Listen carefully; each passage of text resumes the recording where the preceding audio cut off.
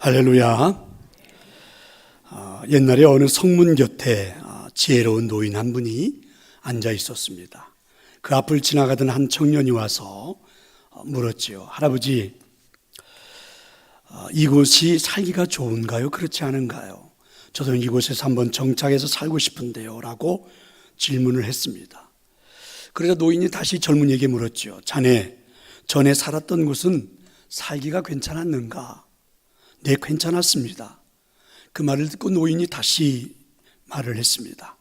이곳도 살기가 꽤 좋은 곳이라네 라고 말입니다. 얼마 후에 다른 청년이 와서 물었습니다. 할아버지, 이곳은 살기가 어때요? 좋은 곳인가요? 그리고 이 노인은 다시 그 젊은이에게 물었죠. 그러면 자네가 살았던 예전의 곳은 어떤가? 살기가 괜찮았는가? 아주 지옥 같은 곳이었어요. 그 말을 듣고 노인이 젊은이에게 이렇게 말을 했습니다. 이곳도 아주 지옥 같은 곳이라네 라고 말입니다. 그렇습니다. 우리가 사는 세상은요, 천국과 지옥이 따로 있지 않습니다. 내가 살아가는 내 삶에서 내가 무엇을 보느냐, 또 어떤 것을 생각하느냐에 따라서 우리들의 삶이 천국이 될 수도 있고 지옥이 될 수도 있습니다. 같은 환경에서 행복하게 인생을 살아가는 사람도 있지만 어떤 사람은 불행하다고 생각하면서 살아갑니다. 그러니까 결국 행복은요, 환경이 결정하는 게 아니었습니다. 태도였습니다. 물론 여러분, 환경이 중요하다는 사실을 부인할 수는 없습니다. 그러나 그 환경 속에서 어떤 태도를 가지고 살아가느냐가 훨씬 더 중요하다는 말입니다. 자, 2020년 한 해를 살아왔는데 어떻게 표현을 해야 할까요? 자, 이제 추수감사 주일이 들어있고 감사의 축제가 시작되는 11월 첫날입니다. 2020년 한 해를 살아온 삶을 두고, 환경을 두고, 이 여건을 두고 우리 감사하면서 이 한 달을 보낼 수 있을까? 여러분들은 이와 같은 2020년의 환경 속에서 어떤 삶을 결정하고 살아왔습니까? 실망과 좌절 속에서 한 해를 살아왔기에 11월이 돼도 12월이 돼도 그리 뭐 다른 일들로, 그래서 이 한 해를 감사하는 마음보다는 그냥 그럭저럭 마무리하고 싶은 마음, 혹시 이런 것들은 아닙니까? 비록 손에 들어온 열매가 적어도 나의 삶의 태도는 하나님 주신 은혜이니까 그래도 감사하면서 이 한 달을 보내보고 한 해를 마무리하는 그런 마음이십니까? 오늘 하나님 주신 말씀에는 세 개의 단어가 눈에 들어오죠. 바로 평강이라는 말, 감사, 찬양이라는 단어입니다. 어떤 환경 속에서도 우리가 살아가는 삶의 태도는 평강이 되고 감사가 되고 찬양이 되어야 한다는 하나님의 음성입니다. 들을 수 있기를 저는 축원합니다. 나의 삶의 태도는 어떤 환경 속에서도 내가 선택할 수 있는데 하나님 우리한테 그 선택을 할 수 있도록 은혜를 주신 게 바로 평강이고 감사고 찬양이라. 왜 그래야 될까요? 이와 같은 삶을 선택해야 하는 이유는요, 이것이 하나님의 마음이기 때문에 그렇습니다. 하나님 우리한테 주시고 싶어 하시는, 마치 부모가 자녀에게 행복을 주고 싶어 하는 그 마음과 똑같은 마음으로 하나님 우리한테 주시고 싶어 하는 마음이 바로 이것이기 때문에 그렇습니다. 자, 그렇다면 오늘 이 하나님의 그 마음을 이 말씀에서 조금 더 구체적으로 생각해 보면서 이해해 볼 수 있었으면 좋겠습니다. 하나님의 음성은 무엇일까요? 이렇습니다. 그리스도의 평강이 너희 마음을 주장하게 하라. 믿으시기를 축원합니다. 15절의 앞부분에 보면 이렇게 말씀하죠. 그리스도의 평강이 너희 마음을 주장하게 하라. 그렇습니다. 하나님의 음성입니다. 나의 삶의 태도는 언제나 평강이 주장하게 하라라는 것이죠. 어떤 환경 속에서도 내가 선택해야 할 나의 삶의 태도는 평강이라고 하나님이 말씀하십니다. 평강이라는 말을 어느 정도는 우리가 이해하죠. 평안한 마음, 이렇게 이해는 하고 있는데 이걸 조금 더 잘 이해를 해보려면 반대되는 개념을 생각해 보면 좋습니다. 반대되는 개념은 이런 거죠. 불안, 걱정, 염려, 우울, 답답함, 이런 것들이죠. 이게 반대되는 개념이에요. 그러니까 이런 반대되는 개념을 이해해 보면 충분히 쉽게 이해할 수 있습니다. 한번 생각을 해보면 지금 내 앞에 펼쳐지는 모든 일들 속에서 나는 지금 어떤 태도로 인생을 살고 있는가? 불안해서, 걱정해서, 염려해서, 답답해서, 우울해서 그렇게 내 인생을 지금 살고 있는 것은 아닐까? 그런 우리들을 향하여 하나님 명령하십니다. 그리스도의 평강이 너희 마음을 주장하게 하라. 믿으시기를 축원합니다. 솔로몬이 지혜로우니까 지혜를 가지고 있는 사람들 몇몇이 찾아와서 솔로몬과 함께 토론이 벌어졌습니다. 그래서 솔로몬이 그에게 찾아온 그 지혜자들에게 이렇게 질문을 하나 던졌죠. 위로부터, 하늘로부터 오는, 우리에게 오는 그 복 중에 가장 큰 복은 무엇이라고 생각합니까? 그랬더니 호마라고 하는 지혜자가 이렇게 대답을 했습니다. 저는 북이라고 생각합니다. 어째서요? 그랬더니 이 사람이 말하기를 왜 북이가 가장 큰 복이라고 생각하느냐는 질문에 북이라고 하는 것은 견고한 성과 같아서 우리 마음이 든든해질 뿐만이 아니라 어떤 힘이라도 살 수 있기 때문에 하늘로부터 주어지는 최고의 복은 북이라고 생각합니다. 이렇게 말을 했는데 솔로몬이 조금 고개를 갸우뚱했습니다. 그 옆에 있던 지략가 아시라는 사람이 이렇게 말을 했습니다. 이 사람은 백발이 성령하고 있었는데 저는 인생을 살아보니까 진짜 하늘로부터 내려오는 귀한 복은 지혜라고 생각합니다.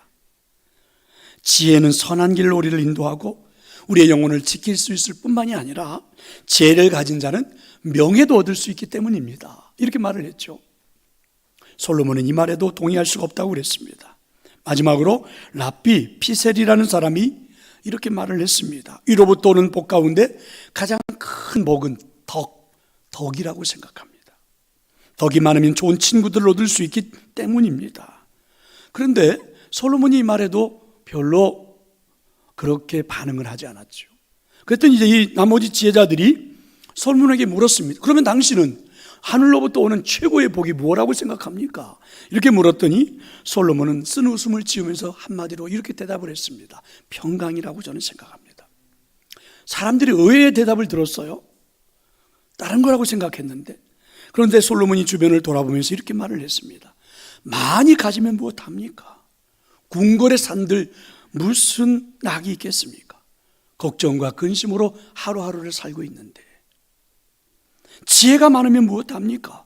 세월이 흘러가면 다 깜빡깜빡 잊어버리고 아무런 힘도 별로 발휘하지 못하는데 덕은 또 무슨 소용이 있나요? 때로는 내가 아무리 덕스러운 사람이라 할지라도 내 마음조차도 다스리지 못하는데 그까지 덕이 무슨.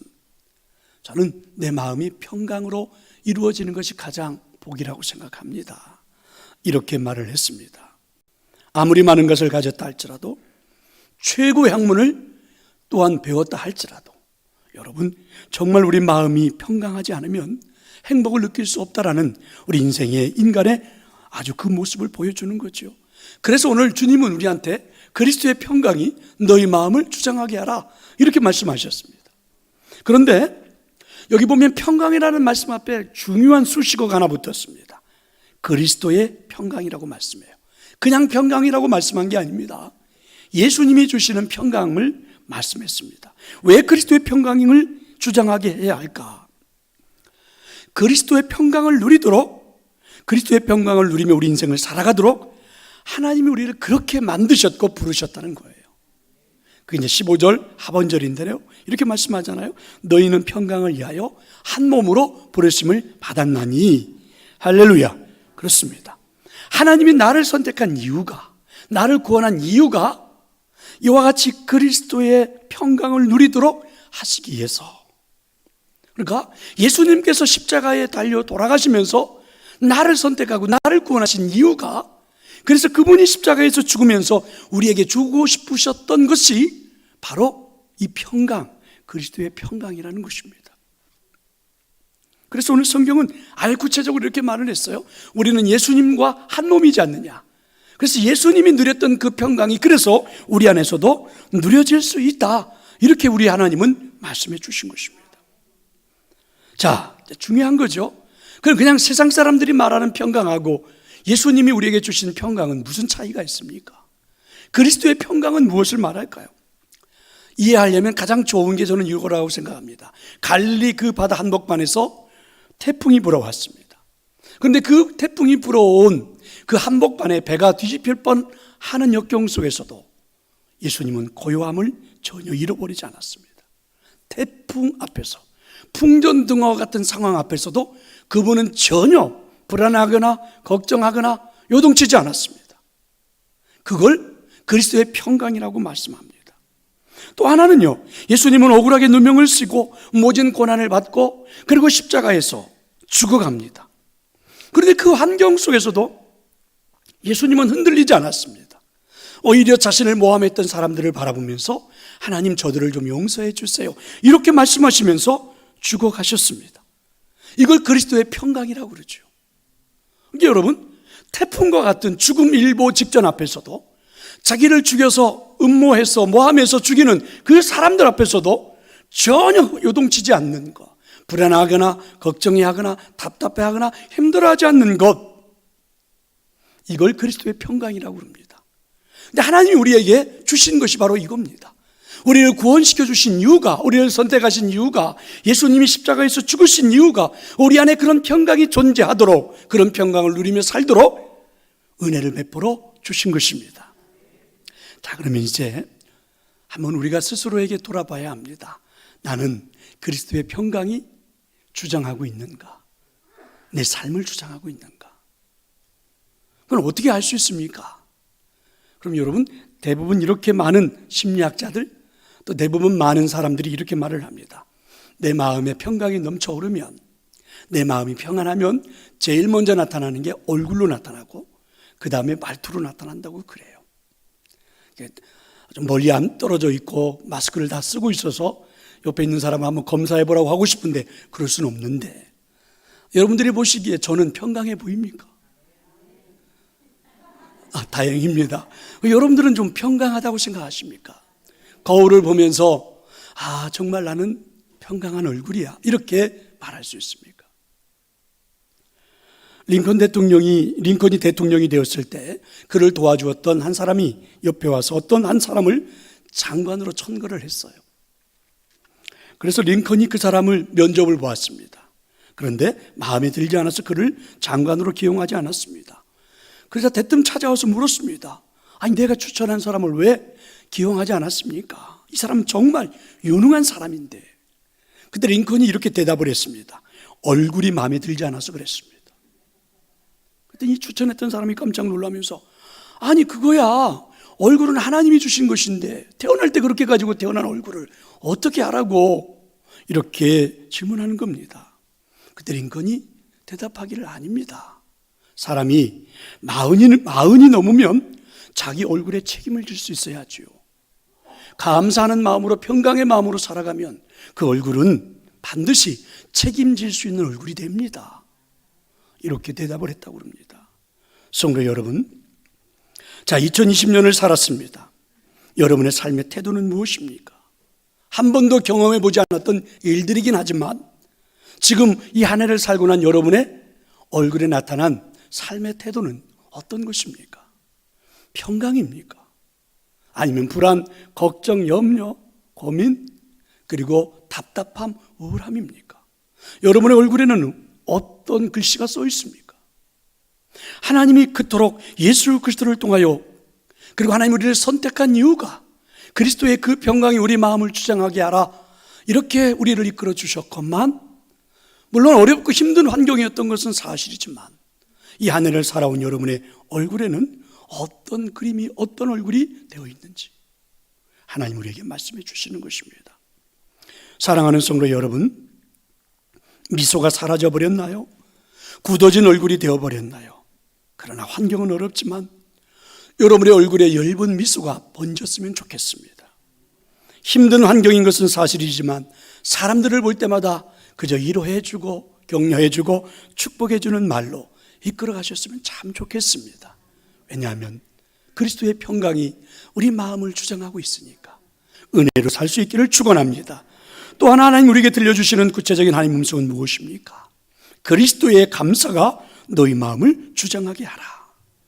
15절의 말씀에 보니까 그리스도의 마음이 너희 마음을 주장하게 하라, 그렇습니다. 이건 하나님의 음성이고 하나님의 명령이지요. 나의 삶의 태도는 언제나 그리스도의 감사가 주장하게 하는 것이 나의 삶의 태도입니다. 어떤 환경 속에서도 내가 선택해야 할 나의 삶의 태도는 감사라는 말씀입니다. 감사를 잘 이해하기 위해서도 반대되는 개념을 생각해 보면 쉽게 이해할 수가 있죠.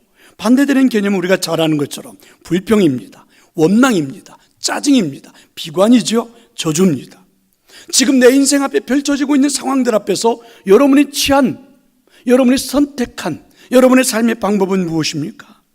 왠지 모르게 여러분의 삶이 자꾸만 불평으로 일관됩니까? 누군가를 원망하고 있나요?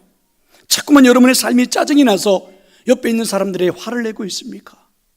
지금 여러분의 삶의 태도는 어떤 것입니까? 오늘 하나님 우리에게 말씀하십니다. 자신의 인생을 결코 피곤하지 말라고, 환경을 결코 짜증내고 원망하고 불평하지 말라고, 이미 우리를 감사할 수 있는 삶으로 하나님이 선택하셨고 예수 그리스도를 구주로 영접하게 하셨으니까 믿으시기를 축원합니다. 자, 17절의 말씀인데요, 우리 17절의 말씀을 같이 한번 읽어보도록 하겠습니다. 또 무엇을 하든지 말에나 일에나 다 주 예수의 이름으로 하고 그를 힘입어 하나님 아버지께 감사하라. 이것이 신앙생활입니다. 이게 바로 믿음으로 사는 삶이에요. 무엇을 하든지 언제나 주님의 이름이 빠져버리면 안 된다는 거죠. 주님의 이름이 빠져버리면 거기엔 여러분 남는 건 불평이고 원망이고 짜증이고 비관이고 저주입니다. 예수 그리스도의 이름이 들어가면 감사할 수 있다라는 것입니다. 자, 그럼 이제 우리가 우리들의 삶을 돌아보고 세상 사람들을 돌아보면서 한번 생각해 봅시다. 왜 그렇게 많은 사람들이 감사하지 못할까요? 여러 가지 요소들이 있겠지만 가장 큰 요소는 비교 때문이 아닙니까? 누군가랑 나를 자꾸만 비교하기 때문에. 여러분, 비교한다는 말은 내가 가지고 있는 내 시각이, 내 눈이 자꾸만 옆에 있는 사람들을 바라본다는 겁니다. 그러니까 하나님을 바라봐야 될 내 눈이, 내 시각이 하나님은 보이지 않고 내 안에 예수 그리스도가 계신데도 그분이 보이지 않고 우린 자꾸 옆에 사람이 보입니다. 그래서 비교가 시작되죠. 인간의 불행은 비교 의식에서부터 시작이 되는 거죠. 아인슈타인은요, 공부를 너무 못해서 수학을 빼고는 다 과락을 했대요. 그래서 그를 알고 있는 그 주변의 사람들이 그 엄마한테 이야기를 했다고 그러죠. 차라리 얘는 공부에는 재능이 없나 봐. 그러니까 그냥 기술이나 가르쳐서 뭐 이러면서 자꾸 사람들이 옆에서 그렇게 권면을 했다고 그러죠. 그런데 그의 어머니는 달랐습니다. 아인슈타인을 격려해 주었습니다. 그러면서 이렇게 말했죠. 절대 비교하지 않고 네가 잘하는 것을 한번 해보렴. 네가 정말 잘하는 것을 한번 해보렴. 그래서 여러분, 그 시대에도 지금에까지도 위대한 수학자, 과학자로 우리에게 남겨져 있지 않습니까? 무엇이든지 다 잘할 필요는 없습니다. 아니요, 하나님 우리한테 무엇이든 다 잘할 수 있는 사람으로 만들지 않았습니다. 여러분, 공만 잘 던져도 유명합니다. 마치 한국의 모든 스포츠 선수를 대표하는 선수처럼 되어져 버린 요현진, 그죠? 제일 많은 돈을 벌고 있잖아요. 그가 그냥 공 하나만 잘 던지는데 그렇게 유명한 선수가 될 수 있을까? 여러분, 던지는 것만이 아닙니다. 그냥 잘 치기만 해도, 이승엽이라는 선수 잘 치기만 했는데 유명인들이 되어서 살아가는 거 있지 않습니까? 그러니까 우리는 내가 가지고 있는 것, 그죠? 내가 잘할 수 있는 것 얼마든지 있습니다. 미국 흑인들이 가장 존경하는 두 사람이 있다 그러죠. 한 사람은 마틴 루터 킹이고 또 한 사람은 말콤 엑스입니다. 말콤 엑스는 어렸을 때 흑인으로 태어난 것이 너무 싫었습니다. 그의 간절한 소원은 백인이 되는 것이었습니다. 그래서 이 사람은 그 소원을 이루기 위해서 별의별 행동을 다 해보았습니다. 한 번은 자신의 그 피부를 솔과 비누를 가져다가 계속 문질렀습니다. 하얀색이 나올 때까지. 피가 나오는데도 아무리 문질러도 하얀색이 안 나오는 거예요. 그래서 이번에는 이제 흰 스킨 로션 이런 걸 가져다가 계속 피부에다 다 발라보았습니다. 하얀색이 될 때까지. 그래도 하얀색이 되지 않습니다. 머리도 물들여 보았고 아무리 노력을 해도 되지 않으니까 이번에는 백인들에 대한 한을 품기 시작해서 그들을 공격하기도 했죠. 그러던 어느 날 이 말콤 엑스가 생각을 바꿨습니다. 아, 그렇구나. 나는 백인이 될 수 없구나. 나는 흑인이구나. 흑인의 존재를 받아들이기 시작했죠. 그리고 그 안에서 흑인의 아름다움을 되찾기 위한 운동을 벌였습니다. 흑인은 아름답다. 그래서 그가 벌인 캠페인이 Black is beautiful. 검은색도 아름답다. 흑인도 아름답다. 그런 것이었습니다. 그러면서부터 자신에 대한 존재감이 들어오기 시작했고 자부심이 있었고 그의 소중한 인생이 된 걸 느낄 수 있었다고 그러죠. 성도 여러분, 그렇습니다. 우리 나름대로도 하나님 우리에게 주신 독특함들이 있습니다. 결코 누구와 비교될 수 없는 것들입니다. 하나님은요, 어느 누구만 쓰는 게 아니었죠. 하나님은 어느 누구만이 아니었습니다. 이 세상 모든 사람에게 예수 그리스도는 모든 이들의 구원주가 되게 하셨습니다. 믿으시기를 축원합니다. 성도 여러분, 그렇습니다. 사람들이 왜 불행을 느낄까요? 불행을 느끼는 가장 큰 이유 중에 하나는 바로 오해 때문에 그렇습니다. 그런데 그 오해가 뭔지 아십니까? 자기의 소중함을 모르는 자기에 대한 잘못된 오해 때문에 불행한 겁니다. 결코 누구 때문이 아닙니다. 결코 무엇 때문이 아닙니다. 자기 자신의 가치를 모르는, 자기의 소중함을 모르는 그 오해 때문에 자신의 인생이 불행한 것입니다. 하나님은 모든 사람들을 소중하게 여기십니다. 하나님께서는 그렇게 소중히 여기는 우리들에게 선물해 주셨습니다. 그리스도의 감사가 넘치는 인생으로 말입니다. 환경이 중요한 게 아닙니다. 상황이 중요한 게 아닙니다. 하나님 우리를 그렇게 멋진 존재로, 그리스도의 감사가 넘치는 존재로 만들어 주셨기에 우리는 우리들의 삶에서 무엇을 하든지 간에, 어떤 환경, 어떤 여건 속에서든지 간에 내 안에 계신 예수 그리스도를 통하여 오히려 감사의 삶으로 태도를 정하는 것, 그게 우리들의 인생입니다. 믿으시기를 축원합니다. 또한 하나님이 오늘 우리에게 들려주시는 중요한 음성이 있습니다. 그건 바로 그리스도의 말씀이 너희 속에 풍성하여 찬양하는 자가 되게 하라는 것입니다. 자, 여러분 16절의 말씀인데요, 우리 같이 한번 읽어봅시다. 그리스도의 말씀이 너희 속에 풍성히 거하여 모든 지혜로 피차 가르치며 권면하고 시와 찬송과 신령한 노래를 부르며 감사하는 마음으로 하나님을 찬양하고. 자, 여러분 이 말씀을 잘 한번 아주 이렇게 잘 주의 깊게 그리고 한번 연구를 해볼 필요가 있고요, 또 묵상해 볼 필요가 있습니다. 왜냐하면 사람들이 우리한테 묻잖아요. 예수님을 믿으면 뭐가 좋아? 예수님을 믿으면 뭐가 달라지는 건데? 예수님을 믿어서 뭐가 어떤데? 이렇게 사람들이 우리한테 자꾸 묻잖아요. 그래서 우리는 뭐 대답할 말이 없다 이렇게 생각하는데 아닙니다. 오늘 말씀을 아주 정확하게 대답하게 해주시죠. 먼저 우리가 예수님을 영접하면 우리에게는 어떤 변화가 일어날까? 오늘 말씀은 이렇게 말씀했습니다. 예수님을 우리가 구주로 영접하는 순간 그리스도의 말씀이 내 안에 자리 잡기 시작한다라고 하나님이 말씀하셨습니다. 믿으시기를 축원합니다. 예수 그리스도를 내가 구주로 영접하는 순간 그리스도의 말씀이, 하나님이 내 안에, 예수님이 내 안에 자리 잡기 시작한 겁니다.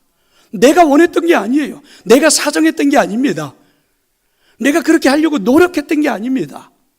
하나님이 나를 선택하셔서 내게 은혜를 주시고 감동을 주셨기에 내가 죄인임을 고백하고 예수님을 영접하는 순간 나와 상관없이 그리스도의 말씀이, 하나님의 은혜가, 하나님이 내 안에 자리 잡기 시작을 한 것입니다. 자, 그렇다면 그 하나님이 내 안에 자리 잡기 시작했고 그리스도의 말씀이 내 안에 자리 잡았다면 그 다음에 나타나는 현상이 무엇입니까? 오늘 성경은 이렇게 말씀하죠. 말씀이 우리로 하여금 지혜가 되게 하고 그 다음에 그 지혜가 나로 하여금 시를, 노래를, 찬양을 하게 만들더라. 이게 여러분 신앙생활입니다. 그래서 사람들이 물으면 대답해야 됩니다. 내 안에는 하나님의 말씀이 있어서 그 말씀이 나로 하여금 지혜롭게 만들고 그 지혜가 이 어렵고 험난한 세상 속에서도 나로 하여금 노래하게 만들고 나로 하여금 시를 쓰게 만들고 나로 하여금 기쁘게 만들더라. 그게 예수님을 믿고 변화된 나의 모습이다, 신앙생활이다 말할 수 있기를 축원합니다. 이 세상의 환경 속에서 우리는 어떤 태도로 살아가야 할까요? 환경을 보고 우리는 제일 먼저 생각할 것은요, 여러분 내 안에 그리스도의 말씀이 사로잡고 있음을 생각하는 것입니다. 환경을 먼저 보고 여건을 먼저 보는 것이 아니라 그 안에, 내 안에 거하는 하나님의 말씀을 보고, 그리고 그 말씀이 나를 움직이게 해야 합니다. 그 말씀이 내 생각을 사로잡게 해야 합니다. 그 말씀이 나로 하여금 말하게 해야 합니다. 그 말씀이 나로 하여금 행동하게 해야 합니다. 이 태도가 중요한 것입니다. 환경 속에서 이렇게 우리들이 은혜의 생각을 하기 시작하면 여러분 제일 먼저 떠오르는 것이 무엇인지 아세요? 노래가 나온다고 그랬어요. 시가 나온다고 그랬습니다. 하나님을 찬양하는 노래가, 하나님을 찬양하는 그 시가 우리 입에서 흘러나오기 시작하죠. 그러면 여러분, 노래와 시와 찬양이 가장 극적으로 표현되어지는 때가 언제입니까? 그때가 바로 예배하는 시간입니다. 그래서 오늘 우리 이 자리에 모인 거 아닙니까? 오늘 이 자리에서 우리는 한 주간에 살아왔던 내 삶에서, 하나님 은혜로 살았던 내 삶에서 시가, 노래가, 찬양이 오늘 이 자리에 함께 모여 극적으로 하나님께 표현되어지는 것, 이게 바로 예배고, 이게 바로 우리들의 삶입니다. 믿으시기를 축원합니다. 여러분, 요셉을 알지 않습니까? 요셉은요, 애굽에서 살았던 자신의 고난에 대해서 형제들에게 이렇게 고백을 했습니다. 하나님께서 민족을 구하려고 나를 이곳에 보내셨습니다. 나를 그렇게 싫어하고 미워하고 나를 왕따시키더니, 나를 죽음의 자리로 내몰더니 급기야는 나를 노예로 팔아서 애굽에 오게 했고, 그리고 애굽에 온 나에게는 시련이 연것뿐 찾아와 결국은 감옥에도 갇히게 되고, 어떻게 해서 이제는 국무총리가 되어 새로운 삶이 시작된 거예요. 그런데 형제들이 내 앞에 와 있습니다. 나를 이 모양 이 꼴로 만들었던 형제들이 내 앞에 엎드려 있는 겁니다. 그때에 요셉은 그들을 바라보면서 이렇게 말을 했습니다.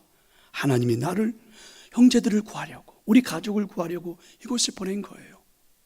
그런데 그 형제들은 믿지를 않습니다. 요셉이 인사치레로 하는 줄 알았어요. 10년 동안 그래서 요셉의 눈치만 보고 그 형제들은요, 전전긍긍하면서 살았습니다. 10년이 흘러가는 세월 속에서 어느 날 찾아와 묻습니다.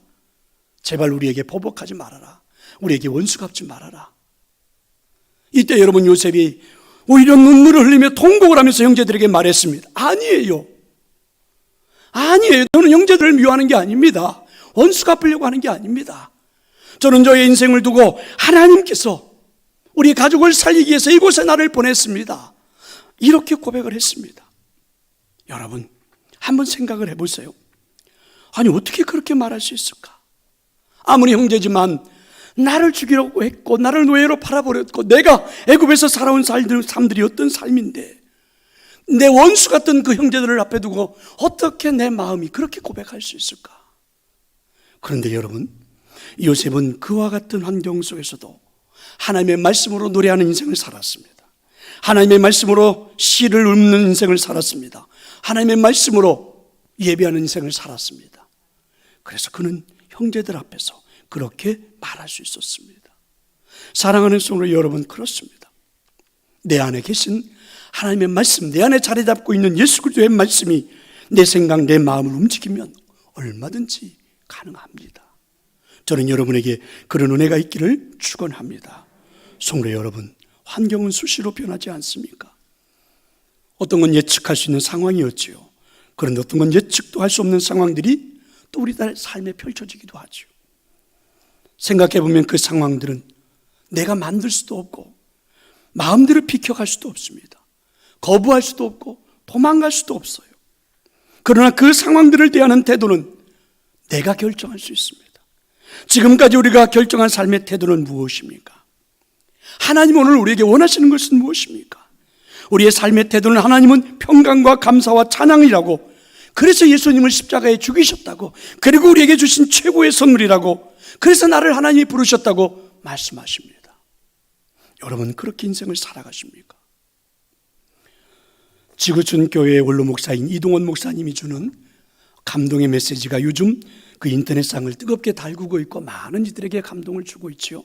그의 둘째 아들이 40대 초반인데 암으로 10월 9일 날 세상을 떠나고, 그리고 미국 로스앤젤레스에서 그 아들의 환송 예배가, 발인 예배가 있었습니다.